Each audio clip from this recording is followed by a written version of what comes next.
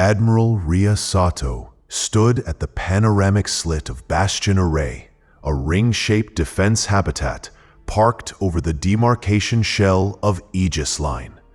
Cold stars burned without twinkle. She'd been waiting 3 days. 3 days since Strategic Command told the all-hands advisory, an event of strategic magnitude inbound.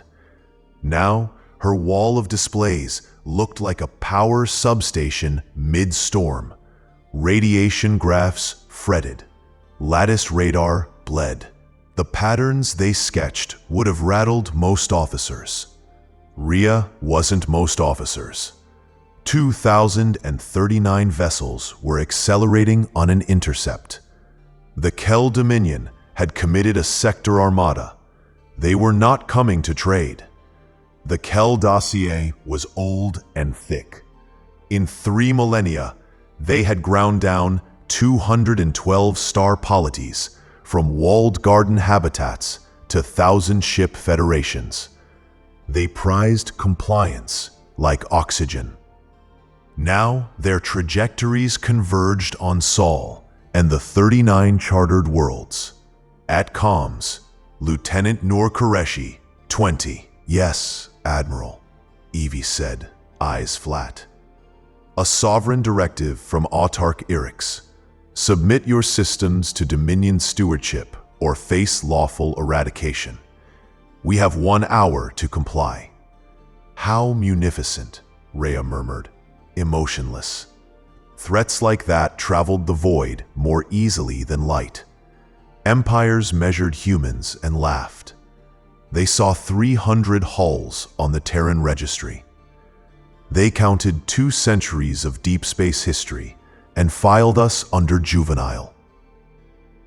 They always missed the footnote. Noor checked her pains again. The Kale ships were huge, supercarrier spines with spinal mass drivers, moon-caliber capacitors, lattice shields braided through exotics. On paper, this wasn't a fight. On paper, we'd already lost. But Noor had read the brief stamped glass theta. She didn't fully understand it. That was enough. Send our response, Rhea said. Border is closed.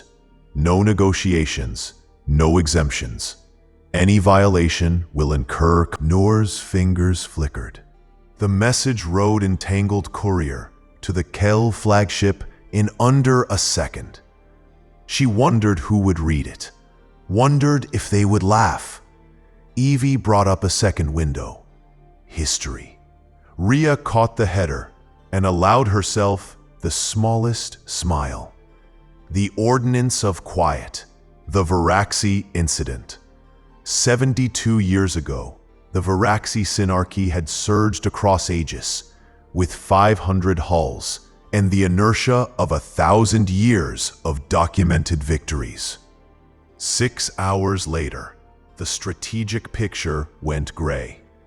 The Varaxi Order never spoke of it.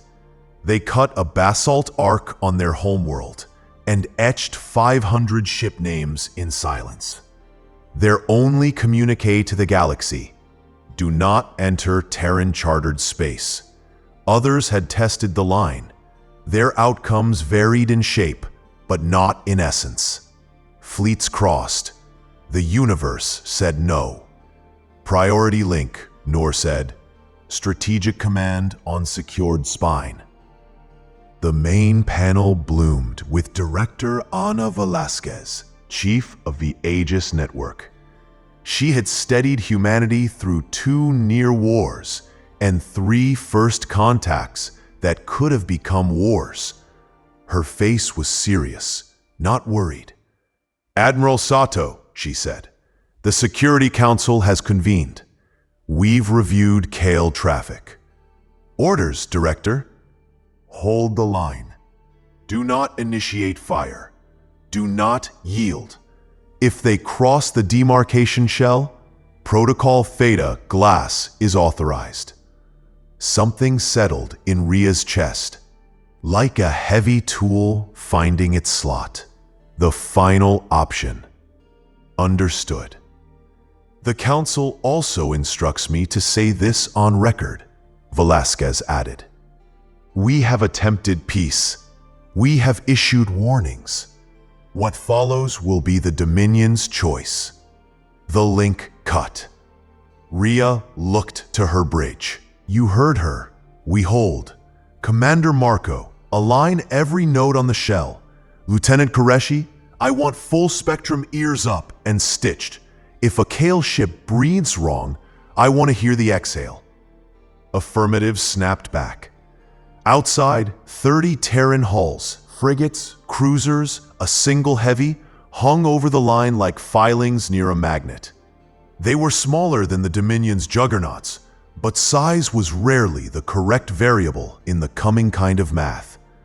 On the far cusp, Lieutenant Arun Batra, Captain Sentinel-5, a border patrol sloop with 12 souls and an overclocked sensor spine. He'd worked the line for a decade. He had watched 3 different species reach for the red thread. He had watched what happened next. Captain, should we fall back? His XO asked, bare tremor in the voice. No, Arun said. We are exactly where we should be. Trust the book. The book was thin. The important pages weren't written with ink. Back on Bastion, a countdown hovered near the bridge ceiling like a candle flame. 2 hours. Rhea opened a channel to the Dominion flagship. Kel, command, she said, voice level. This is Admiral Rhea Sato of the Terran Charter. I'm not threatening you. I am warning you. The line you approach exists to protect you, not us. Turn back while you can. She closed the channel.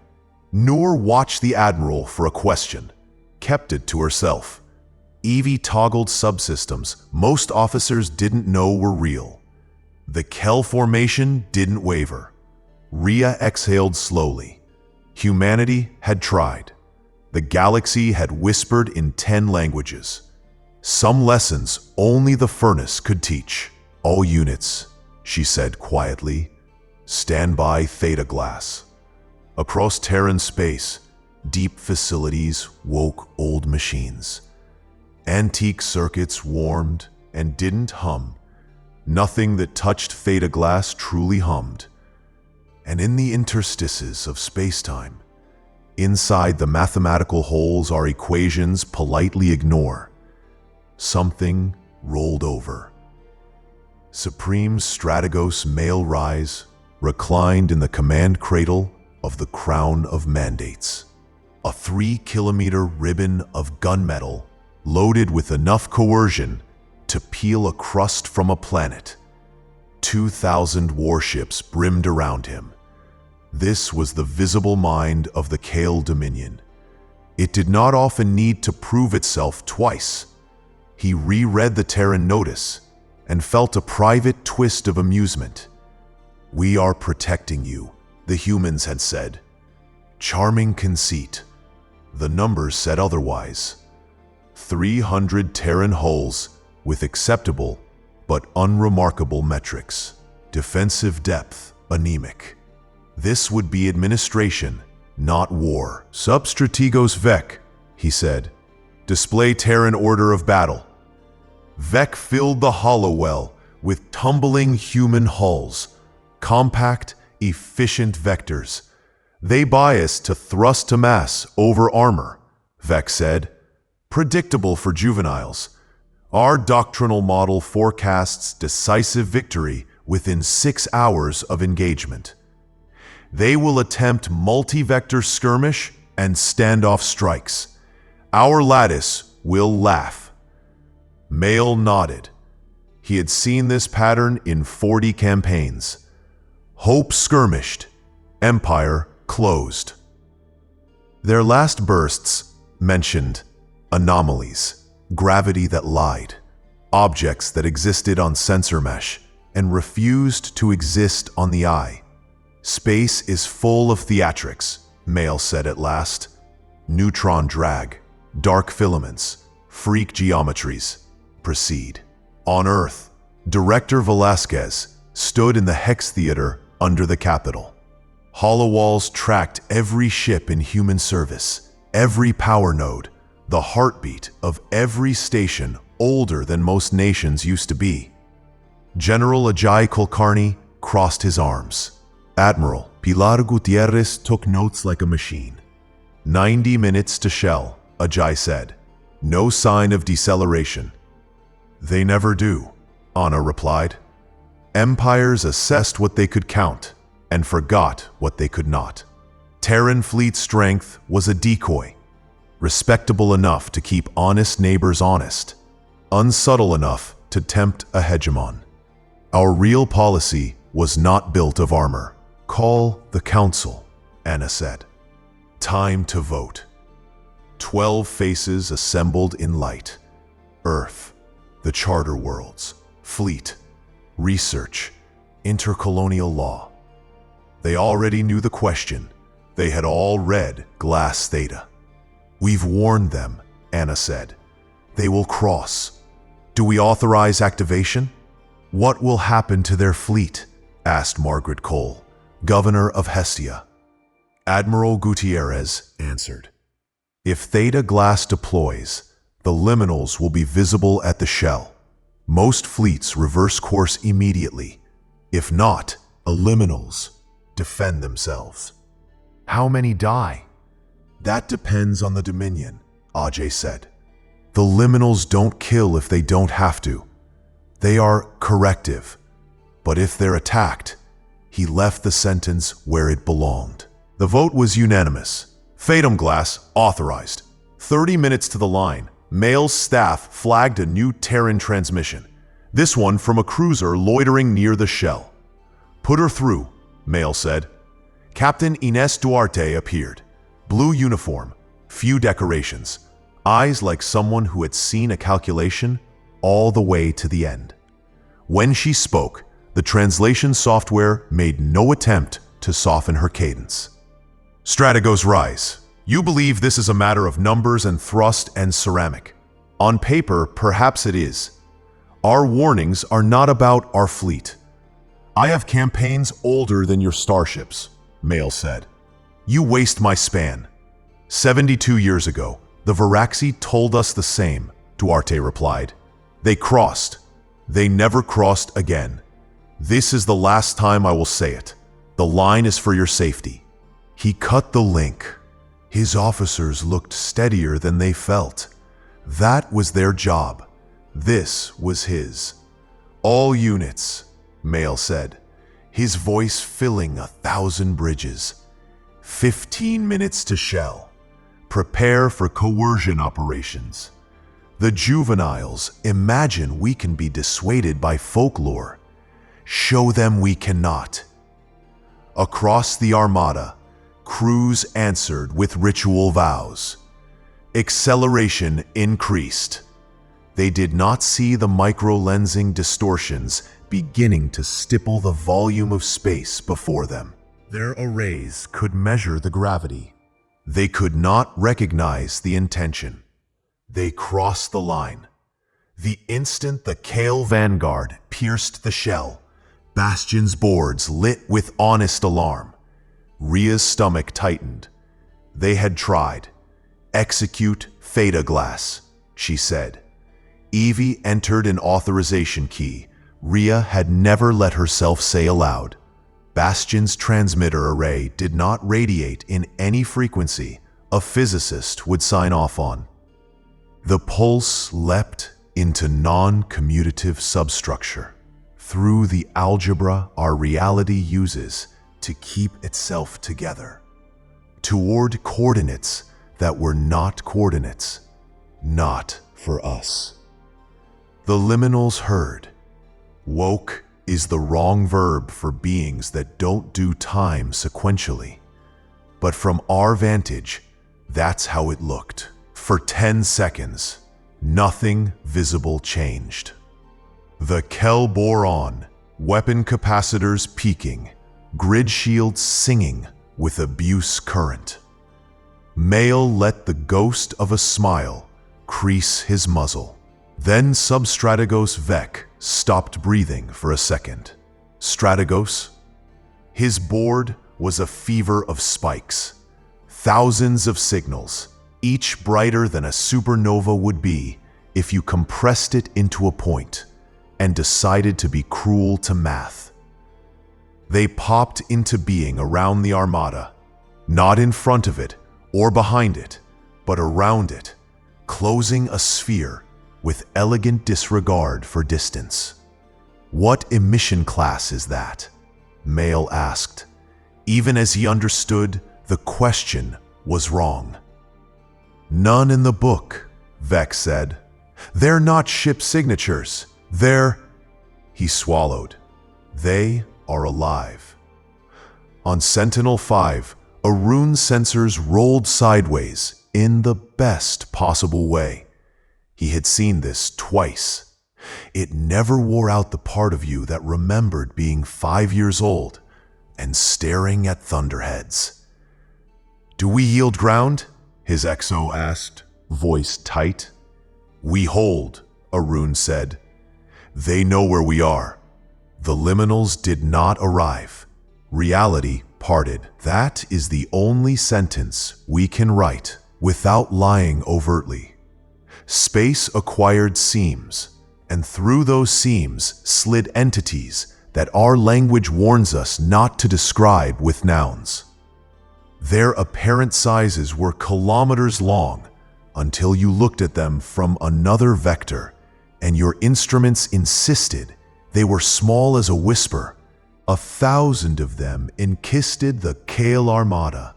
10,000? Counting failed. Counting is something we do in 2.5 dimensions. "What are those?" Mail whispered. It wasn't a question with a director's tone. Vec didn't answer. He had folded his hands together on instinct, like a child before an old altar. On Bastion, Noor piped Kale comms to a sideband. She listened to discipline erode. Captains reported nonsense as though nonsense could be tamed by phrasing it. Targeting agonized. Weapons wouldn't lock on something that exists as emergency thrusters gave them a grudging meter. Others appeared in front of that meter. The flagship was surrounded by presence. In the Hex Theater, under Earth, Ajay watched a proud civilization encounter its first true boundary. "Do we request the liminals to step back?" he asked Anna. "Not yet," she said. "They must learn why the line exists. Otherwise, we will teach this same class next year." A Cal captain broke and fired. Relativistic slugs tore toward a liminal like curses hurled at a cathedral. They passed through the place it had appeared to be. The liminal shifted. No gesture, only a new truth, and approached. Sections of the Kel cruiser ceased to have solutions. Bow, midships, engines, pieces of the ship winked out. Not destroyed, but unreferenced. "How many?" Mail forced himself to ask. Vec stared at the flood. 7 hulls. 9. 12. "Strategos, I can't keep account. Our instruments are failing epistemologically." Mail tasted metal. "All units, retreat. Disengage in any order. Break formation. Highest possible speed. Do not target. Do not scan. Weapons cold. Shields cold. We are leaving." Across the Armada, momentum changed flavor. Ships fled like fish that had seen the net. "Will the liminals let them through?" Noor asked. "That depends," Rhea said. "Show respect, you get a road. Bare your teeth, you get corrected." As if in answer, a liminal eased along the vector of a fleeing Kel wedge. 200 ships shoving their reactors beyond safety. The lead ship grazed the entity's boundary. Its hull bent into angles no engineer would consent to draw. Then its captain dropped shields, shut weapons, broadcast a wideband yield. The stress stopped. The ship shuddered back into shapes that made sense. One by one, the others powered down. One by one, the liminals peeled aside and opened a corridor. On the crown of mandates, Mail choked down humiliation that tasted like survival. He keyed a channel to Earth. Director Velasquez appeared, calm as ice water. Mail's voice contained none of the Empire's old music. Director, I request egress for my fleet. We acknowledge violation. We will not return. You were warned, Anna said. By us, by the Varaxi, if you bothered to listen. The line is for your protection. We believed we were sufficient. And now? Now we understand your partnership, Mail said. What are they to you? Our friends, Anna said simply. We help them study the thin slice of reality we can stand in. In return, they make our borders meaningful. They are not weapons. We do not point them. What must we do to leave safely? Respect. No scans, no shields, no heat signatures pointed the wrong way. Proceed slowly. They do not want your deaths. They want our peace. And had we fired on you, the liminals would have resolved the problem completely, Anna said. We could not have stopped them. None of us can. When the link closed, Mail did not speak for a long time. Then, set course home. Safe speed. Signal the autarky. We must revise our maps. As the Dominion limped to neutral space, 3 days later, in his quarters, Mail wrote the only honest report of his career. He tried to name what he'd seen and found the words lacked enough axes. He sent it anyway, with sensor logs that would make mathematicians drink before noon. The autarch called 6 hours later. He was old enough to remember empires dying. You're certain? He asked, voice like stone weathering. As certain as I am of my own skin, Mail said. They are not illusions. They do not fit inside warfare. The humans are shielded by an agreement we cannot coerce, the autarch murmured. Then we will not try. Issue a sector-wide interdiction. Human space forbidden. Memorialize our dead. Yes, autarch. On Earth, Director Velasquez held a press briefing. She repeated the lines she drilled into herself over 2 decades. The liminals were not weapons, not slaves, not gods. They protected borders, not choices. Does this mean we can never be conquered? A reporter asked. It means conquest must learn calculus it does not own, she answered. It also means arrogance remains lethal on either side of a line.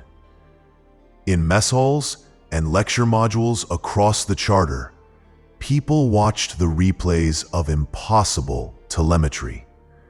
Children asked why the Dominion ships turned back. Parents talked about agreements and boundaries, and friends who live where our math grows thin. In fleet academies, officers studied the encounter with a hunger that wasn't triumph. The consensus was simple enough to fit on a mug.